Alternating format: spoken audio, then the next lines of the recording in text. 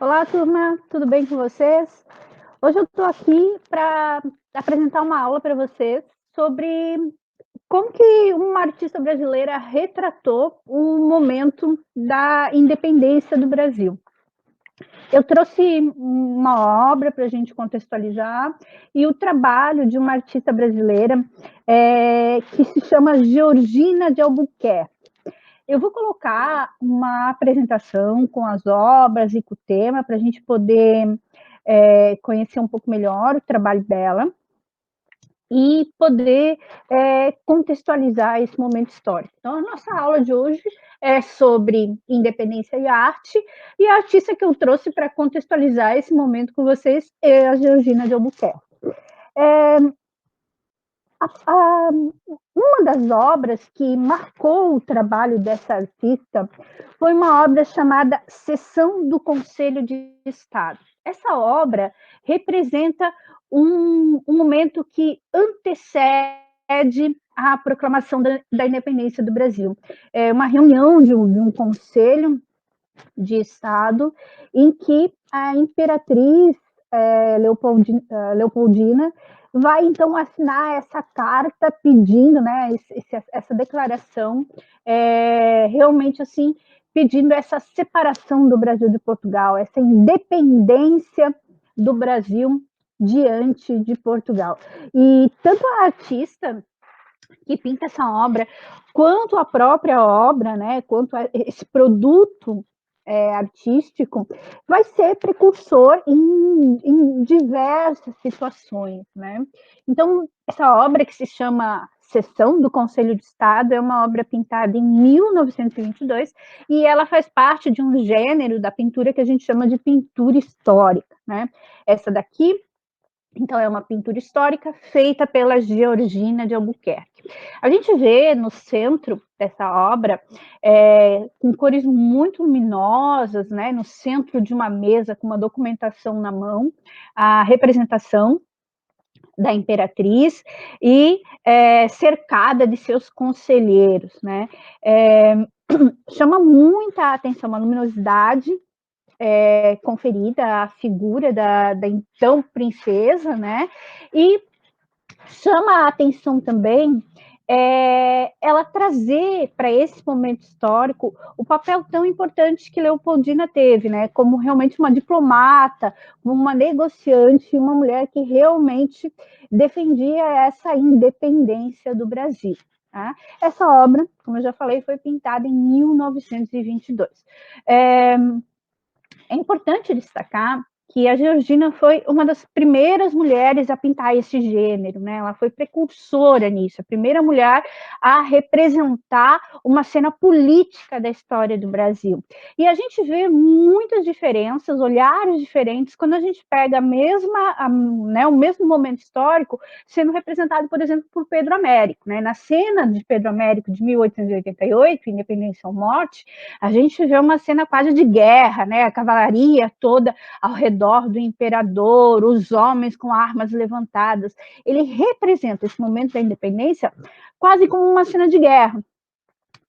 Diferente do olhar da Georgina de Albuquerque, que em 1922 vai representar essa cena, que aconteceu lá em 1822, como uma cena diplomática, uma cena intelectual, né, com protagonismo da Leopoldina, né? A Leopoldina no centro dessa imagem, como uma negociante, como uma diplomata. Isso é um olhar muito diferente do olhar, por exemplo, do Pedro Américo, né?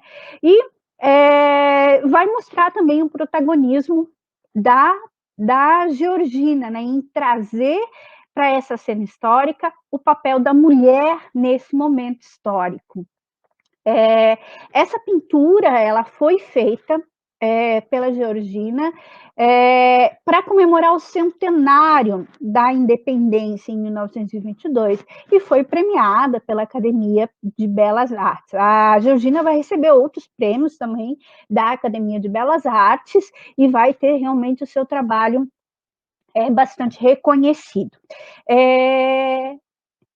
A gente pode ver que o trabalho dessa artista influenciou, inclusive, cenas da novela Novo Mundo, que foi recentemente reapresentada na TV Globo, né? Aqui eu coloquei duas imagens para a gente comparar, então, um recorte da cena da Georgina e um recorte da cena da novela. A gente vê que até as cores ali representadas, a atmosfera luminosa são semelhantes, tanto na obra da artista quanto na representação da novela, né? Na representação dramatúrgica. Tem uma outra cena que mostra bem isso de um jeito bem legal.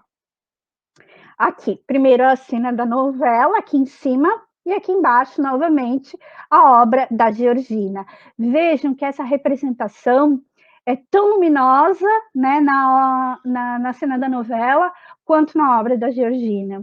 Né? A organização dos personagens, né, dos homens ao redor da imperatriz, analisando esse documento, é tudo muito próximo. Então, a gente imagina que os produtores da novela tenham se inspirado no quadro da Georgina para compor essa cena, né? Modificando, incluindo personagens, atualizando, mas é quase uma releitura da obra da Georgina apresentada na novela. Isso ficou bastante interessante, é muito legal fazer essa comparação. Outro fato interessante sobre o trabalho da Georgina é a gente situar ele num momento histórico, né? Então, ele não foi pintado no mesmo ano em que aconteceu a independência do Brasil. A independência aconteceu em 1822, a Georgina vai pintar essa obra 100 anos depois, em 1922.